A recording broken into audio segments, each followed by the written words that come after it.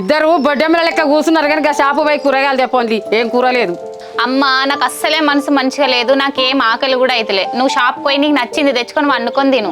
ఏమైందే బిడ్డ, నీ మనసుకి ఏమైంది? నీకు ఎందుకు ఆకలి అయితే లేదు? అబ్బా అమ్మా నీకు చెప్పినా అర్థం కాదు కానీ నన్నైతే ఒర్రియకు. చెల్లె షాప్ కంటే పోయి తీసుకురా పురాదే. పోయేదానక్క, కాకపోతే అన్న ఏమన్నాడు? అన్నకి ఏం చెప్పకుండా బయటికి పోవద్దన్నాడు చెప్పిండు కదా. అమ్మా ఏమంటావే, పోనా మరి? ఎందుకు? నీ అన్నతో తిట్టు తినేతందుక నేనే పోతానా తీ. ఏమైందక్క? మనసు బాగాలేదంటాను, ఆకలి వేస్తలేదంటాను, ఏమైంది అసలు? చెల్లె నేను నీ దగ్గర ఒక విషయం దాచిపెట్టిన్నే. ఇంట్లో అమ్మ అన్న అన్నయ్య కూడా లేరు కదా, నేను నీతో చెప్పాలి నానే. నాకాడ ఒక విషయం దాచినవా? ఏందక్క చెప్పు. చెప్తేనే, కానీ చెప్పిన తర్వాత అమ్మకు నా అన్నకు చెప్పనని మాటి. అక్క నీకు మాట ఇస్తానా? నేనెవరికి చెప్తా? ఇప్పుడు నా లవ్ విషయంలో నువ్వు ఎంత హెల్ప్ చేస్తావు, నేను కూడా హెల్ప్ చేస్తాను నీకు.